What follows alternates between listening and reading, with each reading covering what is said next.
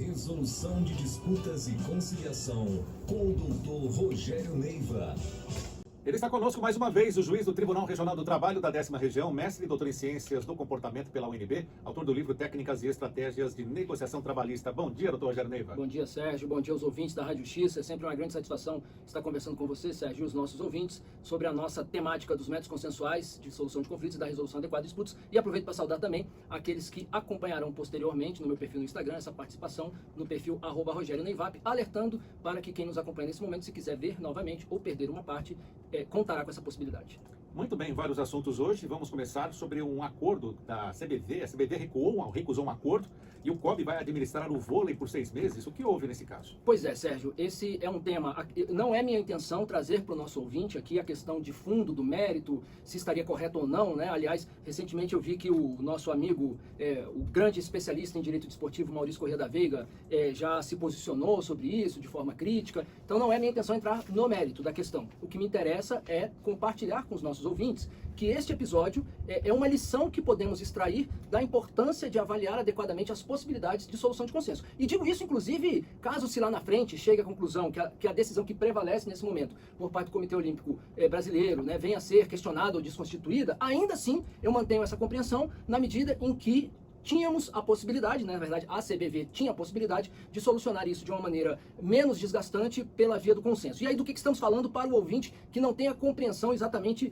de qual é esse brolho do que aconteceu. Todos nós acompanhamos, o país acompanhou a polêmica envolvendo a postura adotada pelo jogador de vôlei Wallace, na sua, né, numa postagem em rede social, né, envolvendo aí o presidente Lula, né, enfim, não vou entrar nesse detalhe. Aquela conduta gerou uma série de repercussões, né, inclusive do ponto de vista jurídico. E isso implicou concretamente no estabelecimento, e aí eu vou na cronologia aqui rapidamente, né? O primeiro passo após, né, toda a confusão instaurada foi a imposição de uma sanção por parte do Comitê de Ética, do Conselho de Ética do Comitê Olímpico Brasileiro, de suspensão de 90 dias.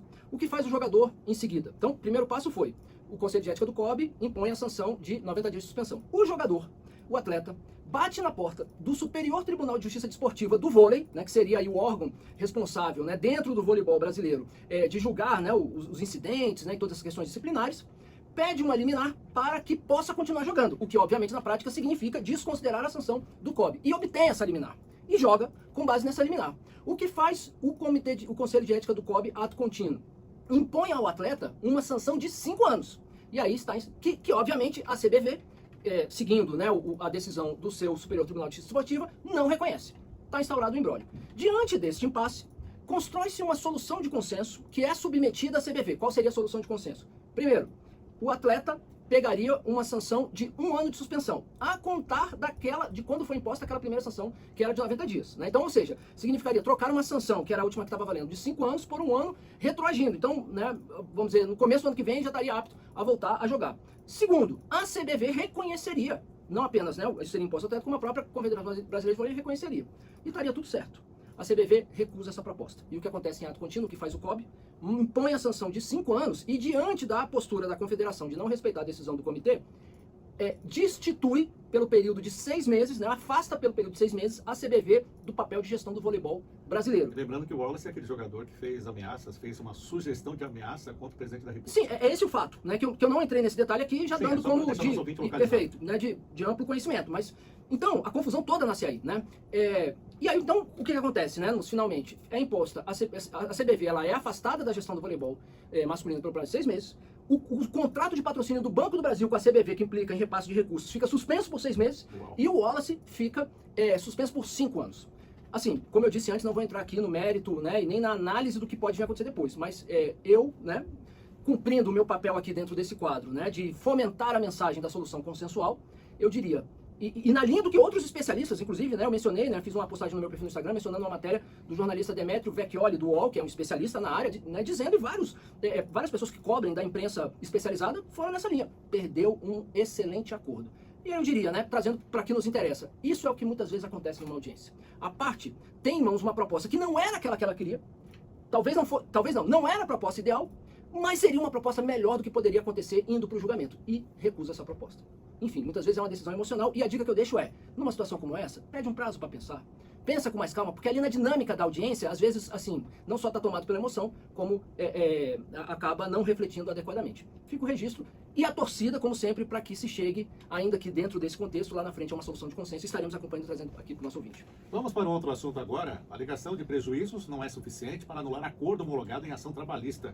Esses acordos, né, trabalhistas, dessas ações trabalhistas, têm detalhes, né, que o senhor sempre vem tratando aqui. Exatamente, Sérgio. Na semana passada, comentamos um caso envolvendo um acordo extrajudicial, que é a polêmica que está instaurada e vem se desdobrando, né? Acordo extrajudicial. Nesse caso aqui, o acordo é judicial, ou seja, foi ajuizada uma reclamação trabalhista, foi firmado o acordo e, posteriormente, houve um questionamento desse acordo. Como é que esse questionamento foi feito, né? E por que isso caiu na SDI 2 do TST?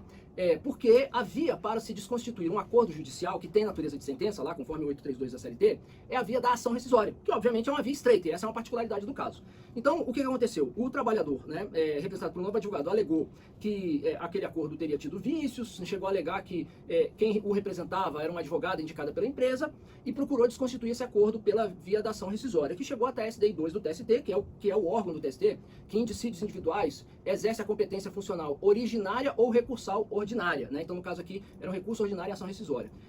E a SDI, né, entendeu que ali, para desconstituir um acordo judicial que tem natureza de sentença, só havendo vícios de vontade, né, conforme prevê o Código de Processo Civil, como coação, né, dolo, enfim, e que entendeu que não era o caso, entendeu que ali, no fundo, era uma questão de alegação de prejuízo e que percepção posterior de prejuízo não é fundamento para a ação rescisória e a desconstituição do acordo, de modo que o acordo foi mantido, né. O recado que deixamos, como sempre, pense bem antes de fechar um acordo, principalmente se tem aquela tal cláusula lá de quitação geral dos direitos decorrentes do extinto contrato de trabalho.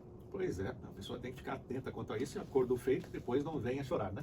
Exatamente. E aí, Sérgio, só aproveitando mais uma vez para alertar que não estamos falando daquele acordo extrajudicial que é submetido à homologação e tem dado aí alguma discussão e temos trazido aqui. Aqui é o caso de acordo.